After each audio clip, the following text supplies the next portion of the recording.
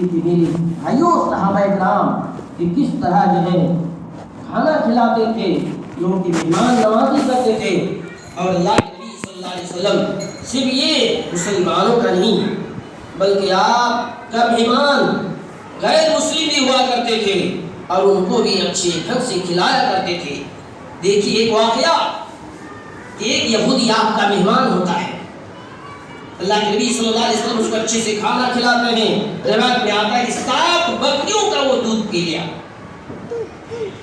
رات سونے کا انتظام کر دیا جہاں خدا آپ صلی اللہ علیہ وسلم آرام فرمایا کرتے تھے. سو گئے، تلوار رکھ کر سو گئے. پیٹ رات میں خراب ہو جاتا، اس کا پیٹ جو ہے رات میں خراب ہو جاتا چونکہ بہت ہی دودھ پی لیا. دست آنے لگتے ہیں، آپ کا بستر گندا ہو جاتا ہے.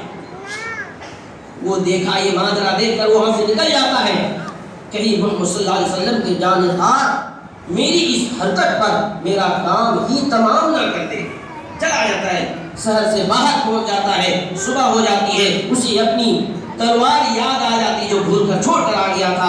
بڑی بدقسمتی میں پڑ جاتا ہے، سوچتا ہے میں کیا کروں، تلوار لینے کے لیے جاتا ہوں تو جان کی خیر نہیں اور جان کی فکر کرتا ہوں تو تلوار ہاتھ سے چلی جاتی ہے. عرب کے اندر تلوار کے لیے بڑے دھنی ہوا کرتے تھے. وہ لوگ ایک تلوار کے بڑے دھنی ہوا کرتے تھے.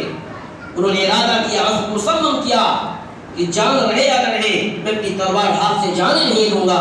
وہیں پہنچتا ہے، واپس وہی لوٹتا ہے جہاں وہ رات کو سویا ہوا تھا. وہ ایک عجیب و غریب ماجرا دیکھتا ہے. وہ یہ ہے کہ اللہ کے نبی صلی اللہ علیہ وسلم اس یہودی کی گندی کو اپنے دست مبارک سے صاف کر رہے ہیں. حضرت ابو بکر موجود ہے. اے اللہ کے نبی صلی اللہ علیہ وسلم آپ اس میں ہاتھ نہ لگائیں. اللہ کے نبی صلی اللہ علیہ وسلم نے فرمایا اے ابو بکر یہ محمد صلی اللہ علیہ وسلم کا مہمان تھا، اس لیے اسی پر یہ حق ہے کہ اپنے مہمان کی غلاظت کو خود صاف کرے. وہ حیران رہ جاتا ہے، پریشان ہو جاتا ہے، اپنا یہ چہرہ رسول اللہ صلی اللہ علیہ وسلم کے دامن میں چھپا لیتا ہے اور چیخ کر کلمہ پڑھ کر مسلمان ہو جاتا ہے. میرے بھائیوں، یہ تھا آپ صلی اللہ علیہ وسلم کا اخلاق اور مہمان نوازی جس سے متاثر ہو کر یہ غیر مسلم بھی جو ہے مسلمان بن جاتا ہے. میرے بھائیوں انشاءاللہ بقیہ باتیں آئے گی کہ مہمان نوازی کے آداب کیا ہے.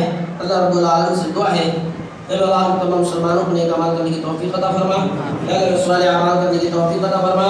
یا اللہ ہم لوگوں کو مہمان کی عزت و تقریب کرنے کی توفیق عطا فرما. یا اللہ ہمیں جو پریشان ہے رب ان کی پریشانی کو دور فرما. یا اللہ ہمیں جو بیمار ہے رب ان کی بیماری کو دور فرما. یا اللہ ہمیں صحت کاملہ عاجلہ عطا فرما.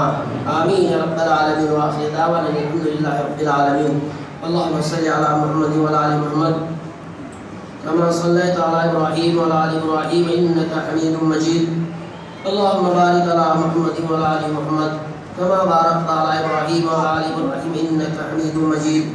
عباد الله رحمكم الله إن الله يأمر بالعدل والإحسان وإيتاء ذي القربى وينهى عن الفحشاء والمنكر والبغي يعظكم لعلكم تذكرون. اذكروا الله يذكركم وادعوه يستجب لكم ولذكر الله تعالى أعظم. السلام عليكم.